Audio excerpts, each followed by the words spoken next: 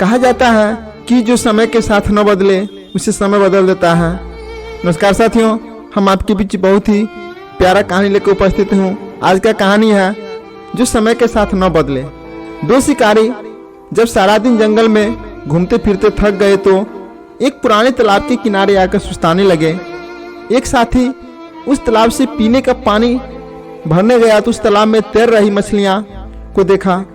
हष्ट पुष्ट और रंग बिरंगी मछलियों को देखकर उसके मस्तिष्क में तुरंत एक विचार कौंधा। वो पानी लेकर अपने साथी के पास पहुंचा। उसका साथी कोहनी पर सिर टिकाए लेटा था। वह भी एक पत्थर पर सिर रखकर उसकी बगल में लेट गया। उसे खुश देखकर उसके साथी ने पूछा, क्या बात है बिहारी लाल, तालाब से हीरे मोती उठा लाया क्या जो इतना खुश नजर आ रहा? आज तो सुबह से कोई शिकार भी हाथ नहीं लगा, फिर इतना खुश क्यों हूँ? तो दूसरे साथी कहते हैं, भैया चंदू, पशु पक्षियों को शिकार न मिला तो क्या हुआ, जीव जंतुओं का ही शिकार सही, अपना काम चलना चाहिए। तुम कहना क्या चाहते हो? चंदू ने चौंक कर पूछा। कहना यह है कि जिस तालाब के किनारे हम लेटे हैं उसमें मछलियां भरी हैं। जाल डालो और मछलियां पकड़कर शहर ले जाकर बेचो। पशुओं के पीछे पीछे भागने का क्या लाभ? बात तो तूने लाख रुपये की कही बिहारी लाल, परंतु अब तो दिन ढल रहा है, कल सुबह ही मछलियां पकड़ेंगे। आज की रात इन्हें भी सो लेने दो। ठीक है भाई, कल ही सही। तालाब में तैर रही मछलियां इन दोनों शिकारियों की बातें सुन ली थी। जीवन किसे प्यारा नहीं है और मौत से कौन नहीं डरता। इन मछलियों को यह सब पता चला कि इन दोनों शिकारी उनकी जान के दुश्मन बन गए हैं। तो वो अपने राजा मगरमच्छ के पास गई और उससे कहा, हे राजन, मौत हम लोगों के सिर पर मंडरा रही है, इसलिए रातों रात इस तालाब से निकलकर दूसरे स्थान पर चलने का प्रबंध कीजिए। अभी अभी हमने दो शिकारियों की बातें सुनी हैं जो कल से हमारा शिकार करना आरंभ कर देंगे। मगरमच्छ मछलियों की बात सुनकर गंभीर हो गया। बोला, लगता है तुम पागल हो गई हो। क्या तालाब छोड़कर जाना इतना आसान है? सदियों से हमारे पूर्वज इस तालाब में रहते आए हैं। अब हम इसे रातों रात चोरों की तरह छोड़कर कैसे भाग सकते हैं? उसी समय मगरमच्छ के मंत्री ने उठकर कहा, महाराज, यह समय इन बातों की सोचने का नहीं। हमारे पूर्वजों के समय ऐसे लोग ही कहाँ थे जो हमें पकड़कर ले जाते और हमारे व्यापार कर पेट भरते थे। आज मौत हमारे सामने है। यदि हम अपना बचाव न किया तो ये शिकारी कुछ दिनों में सारा तालाब मछली खाली कर देंगे। मंत्री जी, हम बुद्धिजीवी और कायरता की कोई बात सुनना चाहते हैं। हम इस तालाब को छोड़कर नहीं जाएंगे, राजा ने क्रोध भरे स्वर में कहा। मंत्री ने फिर बड़े धैर्य से राजा को समझाते हुए कहा, देखिए महाराज, यह समय जिद करने का नहीं। मौत को अपने सामने देखकर उसे बचाव न करना पागलपन ही कहा जाता है। हम लोग कछुओं की सहायता से दूसरे तालाब में जाकर फिर से नया संसार बसा लेंगे। इस पर राजा कहते हैं, ऐसा नहीं होगा। हम अपने पूर्वजों के साथ दगा नहीं कर सकते हैं।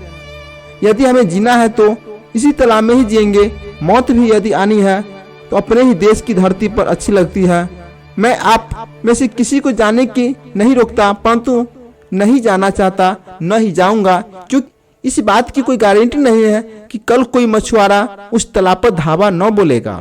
तब मंत्री कहते हैं, महाराज, कल की बात कल सोची जाएगी, समस्या तो आज की है। तुम चाहे कुछ भी कहो, हम अपने पूर्वजों का तालाब छोड़कर नहीं जाऊंगा, या राजा कहते हैं। राजा को दो टूक फैसला सुनकर मछली की निराश हुई। वे सब आशापूर्ण नजरों से मंत्री की ओर देखने लगी। उन्हें पता था कि मंत्री बहुत बुद्धिमान है, वो बचने का कोई न कोई रास्ता जरूर निकालेंगे।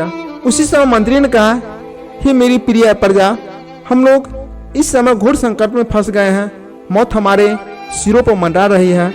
यदि हमने अपने बचाव के लिए शीघ्र ही कोई प्रयत्न न किया तो यह सारा हंसता खेलता संसार मौत की वादी में बदल जाएगा। इससे पहले कि हम शिकारी का कहर टूट पड़े, हम अपने प्रियजनों को बिछुड़कर तरफ तरफ का मरे, हमें स्वयं ही कोई निर्णय लेना होगा। शास्त्रों में कहा भी गया है कि हठी का संग अच्छा नहीं। अब आप सब मिलकर फैसला कर ले कि आपको जीवन की जरूरत है या मृत्यु की। आप में से जो लोग जीना चाहते हैं वो मेरे साथ दूसरे तालाब में चलें, मैं उन्हें सुरक्षित स्थान पर पहुंचा दूंगा। मंत्री की बात सुनकर सभी मछलियां दो दलों में बट गई। एक दल राजा के पक्ष में था, दूसरा मंत्री के पक्ष में। मंत्री ने उसी समय कुछ बड़े बड़े कछुओं को बुलाया, उन्हें सहायता की प्रार्थना की। कछुओं ने रातों रात मछली को अपने पीठों पर लाद लाद कर साथ वाले तालाब में पहुंचाना शुरू किया। तो राजा मगरमच्छ ने मंत्री से फिर कहा, हे मंत्री महोदय, मैं अंतिम बार तुम्हें फिर यही कहूंगा कि अपने देश और अपनी प्रजा को छोड़कर जाना देश को गद्दारी करना है, पाप है। तुम ऐसी भूल मत करो कि बाद में पश्चाताप करना पड़े। तो मंत्री कहते हैं, महाराज, अपनी प्रजा को अपनी आंखों के सामने मरवाना तो सबसे बड़ा पाप है, इसलिए मैं उस पाप का भागी नहीं बनना चाहता। अब मैं जा रहा हूँ, मेरा अंतिम परिणाम स्वीकार करे। राजा ने अपने मंत्री और प्रजा को जाते देखा तो उसके मन को बहुत दुख हुआ। असल में मौत का डर तो उसे ही सता रहा था, मगर वह पुश्तैनी तालाब को छोड़कर नहीं जाना चाहता था। सुबह उठकर उन दोनों शिकारियों ने तालाब में अपने जाल डालकर मछलियों को पकड़ना शुरू कर दिया। एक एक करके मछलियां जाल में फंसती रही। अपने शिकार को देखकर दोनों शिकारी बहुत खुश हो रहे थे। उन्हें आज इतना धन अवश्य मिल जाना था कि उन्हें अगले कई दिनों तक काम करने की आवश्यकता ही नहीं पड़ने वाली थी। एक राजा को हट के कारण तालाब की सारी बची मछलियां अपने जान से हाथ धो बैठी। साथियों, कहने का मतलब है कि समय के साथ अपने आप को बदलना है। अगर समय के साथ नहीं बदलते हैं तो शायद भगवान हमें खुद बदल देंगे। इसलिए मेरे साथियों, हमें इस कहानी से यह शिक्षा मिलती है कि जब जैसा समय है उस समय के साथ चलेंगे। कल क्या गुजरा उसकी बातों को छोड़कर आने वाले पीढ़ी को, आने वाले भविष्य को देखेंगे।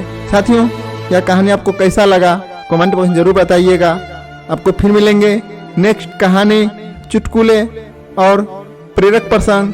तब तक के लिए जय हिंद, वंदे मातरम।